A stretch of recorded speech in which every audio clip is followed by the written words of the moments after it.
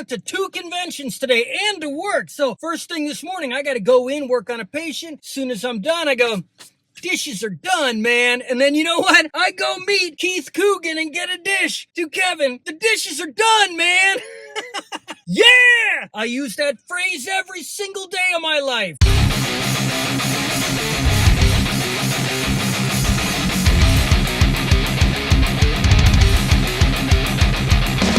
Yeah, that's right. 2 conventions. I got a wristband and a hand stamp. It was the Fort Myers Toy Expo show. Something can't really remember. That was first thing this morning. And then Charlie's Comic Con, which I go to all of them. Got to see Charlie again. Always a good time. Speaking of which, the last Charlie's Comic Con I went to, I saw a lady there. Right next to her on a chair, she had George Burns sitting there. Little doll of George Burns. I said, how much for George Burns? She said, you know who that is? Of course. She goes, nobody else does. I'm like, well, I need it. It's mine. She sold it to me. I walk in, and there she is again. She goes, I remember you. You bought my George Burns. And I said, that's right. I got him right here because you know who's at this convention? Charlie Schlatter from 18 again with George Burns. So we got a picture together with George. Oh, man, he loved it. He wanted to get one himself.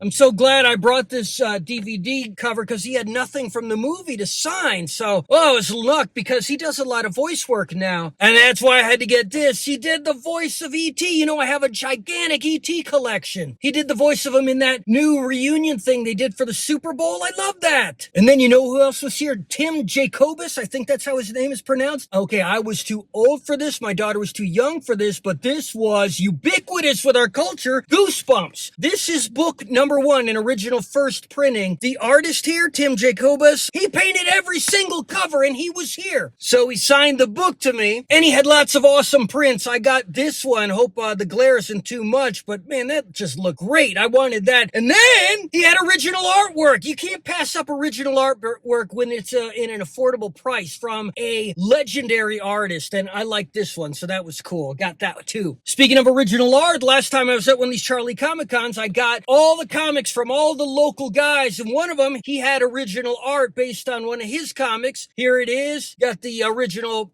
pencil and ink, and then the original color version. I got that. Here's the man himself, right next to the comic the artwork is based on. And then there was another guy there, never met him before, but he had this awesome array of comics. I got everything from him. He's got a new Kickstarter showing up. Here's a picture of us together. This stuff looks great. I'll show you the comics in a minute. But before I do that, because it was a toy show that I first went to, had to pick up a bunch of toys. Yes, I sold all of my toys years ago, but I've been slowly getting a few here and there. Hey, if it doesn't cost me too much and it looks nice in my collection, I get it. Let me show you a few things. Ren, Stimpy, Powdered Toast Man, Mr. Horse, Cousin Sven, and a log. And another little pack of Ren and Stimpy.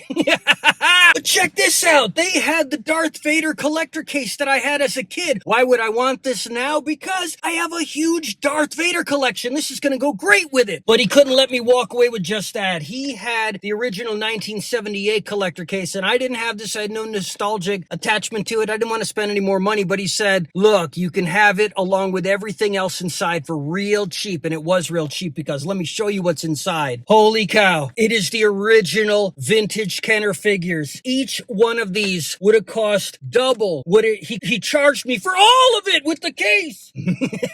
Darth Vader, butt mouth. Oh, I never had Princess Leia as a kid. We couldn't find her in the stores. They didn't pack the girl toys. She even comes with her little gun. Oh my God, this little gun here probably costs more than all of this that he charged me. I can't believe I got such a good deal. I better put this away before I lose something in the car. Holy cow. And look, I told you how I wanted one extra thing for my Christmas decorations this year, and I wanted a Constable Zuvio, and when it arrived, it was Finn. It was Finn. Remember that video? Well, look, he had Constable Zuvio. Constable Zuvio. That's what I'm talking about. And last but not least, for the toys, had to get a couple of Dungeons and Dragons related stuff just because they were so cheap, they're practically giving them away, and I can't believe these things exist. First of all, a Bullywug, remember, from the animated series from the early 80s? Love the Bullywug. And an Intellect Devourer. They made a plush Intellect Devourer. Can you believe this? Little claws. And now I'll show you the comics. It's an overwhelming amount. First of all, got to fill in a lot of the holes from my almost complete collection of Sergeant Fury now. Here we go. 23, 27, 28, 29, 30, 31, 43. I think it's gonna rain. 46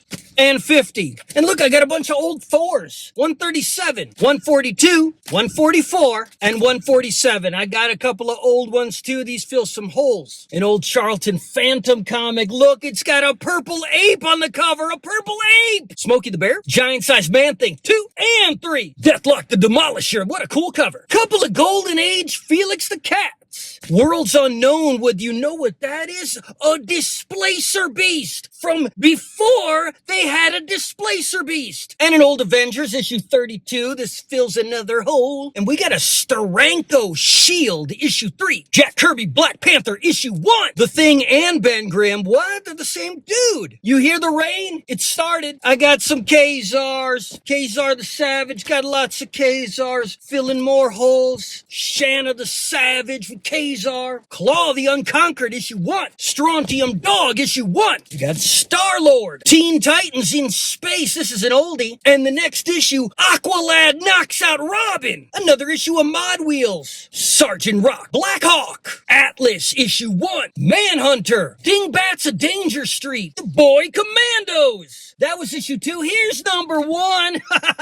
Bagor the Invincible, Son of Tomahawk. Look at that cool cover. Lidsville from Sid and Marty Krofft. The final issue of Conan the King. And then because there's a comic guy on YouTube I follow all the time, and he talks nonstop about a character named Darkhawk that I never heard of, well, I had to get the first 2 issues, find out what are you talking about. James Bond For Your Eyes Only movie adaptation? That's cool. Speaking of which, Conan the Barbarian movie adaptations 1 and 2, and Conan the Destroyer movie adaptations issue 1 and 2. And then there was a guy, he had something, I was like, what's this? And he told me, I'm like, no, that's okay, thanks, you keep it. And he goes, what's up? And I'm like, look, I was just looking for some comics. And he goes, well, I got comics right here, $2 a piece. So I thumbed through and I found a couple of funny ones. Marvel Apes issues 2, 3, and 4. He didn't have issue 1, but he had an issue of Grendel fighting an ape. And then he just had a couple other things. I don't know what this is. Antioch issue 1. That's cool. And look, a reunion between Power Man and Iron Fist. I don't think I have this. And last but not least, for the comics, we get to that man and all his comics that I showed you earlier. Is a man I met today. First time he had a ton of comics. So I got everything from him. It all looked great, and I'm very pleased with this. But that's it. I gotta go home and put all this stuff away. I'll see you next time.